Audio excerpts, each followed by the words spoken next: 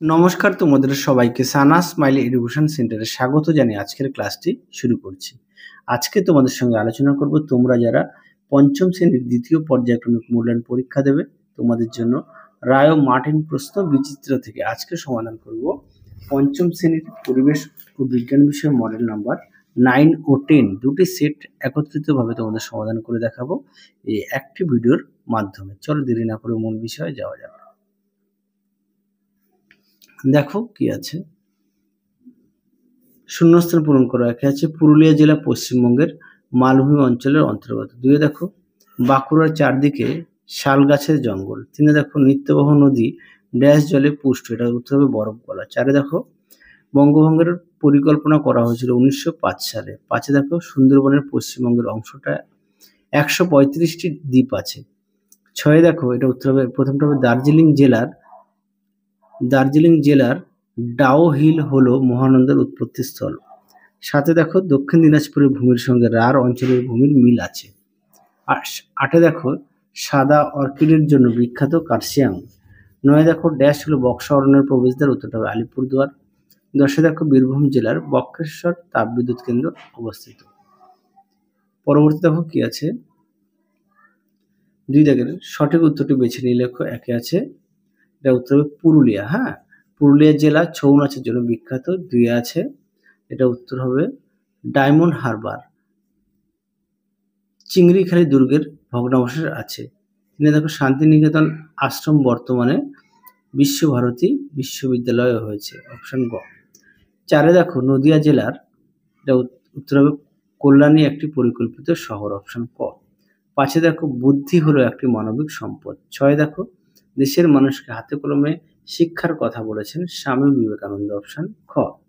সাথে দেখো স্বাধীন ভারতের প্রথম শিক্ষামন্ত্রী হলেন, সঠিক উত্তর হবে মৌলানা আবুল কালাম আজাদ, অপশন গ।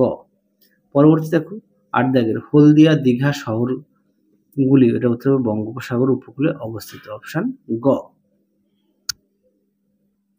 পরবর্তী দেখো বাম স্তম্ভের সঙ্গে ডান স্তম্ভ মেলাও। আচ্ছা, এটা হবে গ। দুইয়ের হবে উম, তিনের আছে ক, চারের আছে খ, পাঁচের চ, ছয়ের ঘ। তোমরা একটু মিলিয়ে নিও। পরবর্তী দেখো সত্য মিথ্যা। চারে এক দাগের প্রশ্নের উত্তরটা হবে মিথ্যা, সঠিক উত্তর হবে 1860 সালে। দুই দাগের উত্তরটা সত্য, তিন দাগেরটা হবে মিথ্যা, সঠিক উত্তর হবে কালিন্দী নদী। পরবর্তী দেখো কি আছে, চার দাগের প্রশ্নের উত্তরটা হবে মিথ্যা, সঠিক উত্তর হবে মুর্শিদাবাদ। পাঁচের উত্তরটা হবে সত্য, ছয়ের উত্তরটা হবে মিথ্যা, সঠিক উত্তর হবে শিশু দিবস। পরবর্তী দেখো পাঁচে দেখে ডিবিসি তৈরির উদ্দেশ্য কি ছিল, দেখো উত্তর দেখে নাও।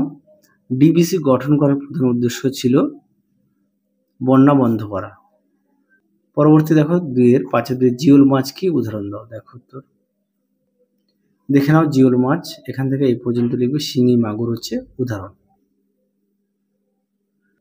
পরবর্তী দেখো পাঁচের তিনে স্কোয়াশ কি, দেখো উত্তর দেখে নাও স্কোয়াশ কি।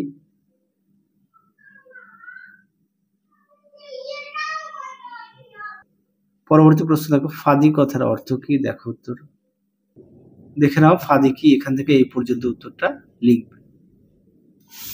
পরবর্তী দেখো কি আছে, ছয় দাগের নিচের প্রশ্নগুলির সংক্ষিপ্ত উত্তর দাও। ছয় একে আছে তোমার জেলার সদর শহর কোনটি, এখানকার তিনটি বিখ্যাত জিনিসের নাম লেখো। এটা তোমাদের পাঠ্য বইতে দেখো, পাঠ্য বইতে দেখবা 80 পেজে পেয়ে যাবে। পাঠ্য বইতে 80 পেজে পেয়ে যাবে, তোমরা একটু দেখে নিও পাঠ্য বই। ছয় দিয়ে দেখো সার কি, একটি জৈব ও অজৈব সারের নাম। জৈব হচ্ছে গোবর সার আর অজৈব হচ্ছে ইউরিয়া সার। আর সার কি, দেখো উত্তর দেখে নাও সার কি, উত্তরটি এখান থেকে এই পর্যন্ত লিখবে। সার হচ্ছে 3 প্রকার, জৈব সার, রাসায়নিক সার আর অণুজীব সার। পরবর্তী দেখো তরাই অঞ্চলে চা চাষ ভালো হয় কেন, দেখো প্রশ্ন উত্তর দেখে নাও। প্রশ্নটি উত্তরটা এখান থেকে এই পর্যন্ত লিখবে, দেখে নাও। পরবর্তী প্রশ্ন দেখো 7 দাগের সবুজ বিপ্লব কি, সবুজ বিপ্লব ঘটানোর জন্য কি কি পদক্ষেপ গ্রহণ করা হয়েছিল, দেখো উত্তর। প্রথমে দেখো সবুজ বিপ্লব কি, দেখে নাও, সুন্দর করে দেওয়া আছে। তারপরে দেখো সবুজ বিপ্লবের কুফলগুলি, দেখে নাও, সুন্দর করে দেওয়া আছে। পরবর্তীতে আমরা দেখব 10 নম্বর মডেল সেটটি কি আছে, শূন্যস্থান পূরণ। পশ্চিমবঙ্গের সর্বোচ্চ পর্বতশৃঙ্গের উচ্চতা, উত্তর হবে 3630 মিটার। 2 দেখো শকুন সংরক্ষণ কেন্দ্র অবস্থিত, উত্তরটা হবে জলপাইগুড়ির রাজভাত খাওয়া। 3 দেখো সুন্দর গাছ ম্যানগ্রোভ জাতীয় গাছ। 4 দেখো কেলেঘাই ও কংসাবতীর মিলিত নাম হচ্ছে হলদি। 5 দেখো লেজে ভর দিয়ে লাফাতে পারে চ্যাং মাছ। 6 দেখো বঙ্গভঙ্গ আন্দোলন হয় 1905 সালে। পরবর্তী দেখো সঠিক উত্তরটি বেছে নিয়ে লেখো। দুগ্ধ সংরক্ষণ কেন্দ্র অবস্থিত, উত্তরটা হবে ডানকুনিতে অপশন খ। 2 দেখো সাদা অর্কিড আছে, সঠিক উত্তর হবে কার্শিয়াং অপশন গ। 3 দেখো আনারস ও কলা বিখ্যাত, উত্তরটা হবে তরাই অঞ্চল অপশন ক। 4 দেখো মুন্ডেশ্বরী নদী বেরিয়েছে, সঠিক উত্তর হবে দামোদর নদী থেকে অপশন খ। 5 দেখো হাটে বাজারে কেনা বেচা যাবে না, উত্তরটা হবে ন্যাদোস অপশন ক। পরবর্তী দেখো কি আছে, বাম স্তম্ভের সঙ্গে ডান স্তম্ভ মেলাও।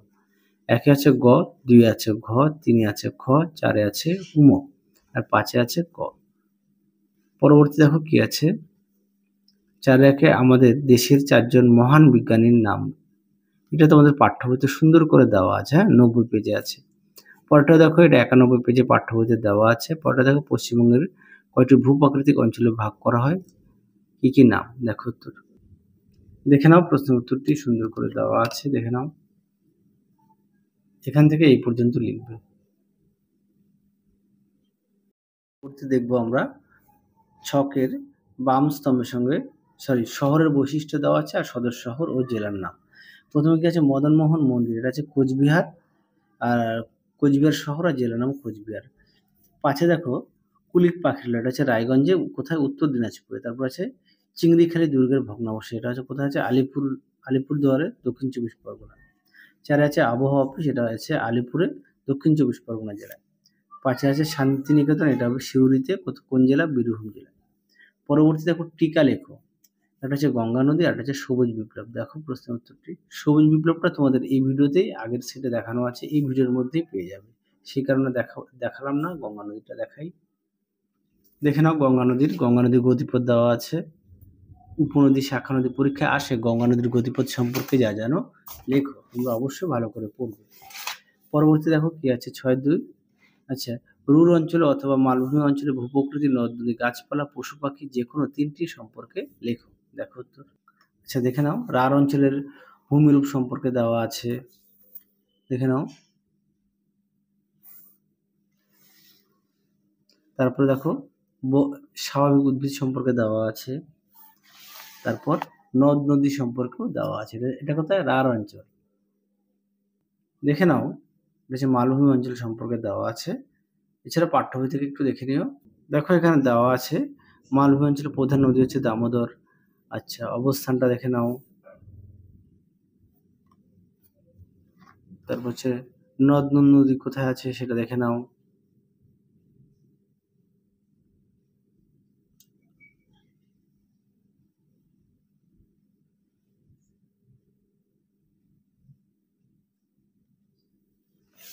আর দেখে নাও পশ্চিমবঙ্গের মালভূমি অঞ্চলের কি কি উদ্ভিদ জন্মায়, দেখে নাও।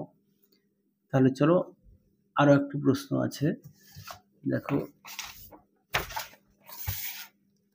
7 আমাদের দেশের সম্পদ রাজা রামমোহন রায় অথবা নেতাজি সুভাষচন্দ্র বসু সম্পর্কে যা জানো লেখো। দেখো দুটো প্রশ্নই দেখাই, দেখে নাও। রাজা রামমোহন রায় সম্পর্কে দেওয়া আছে।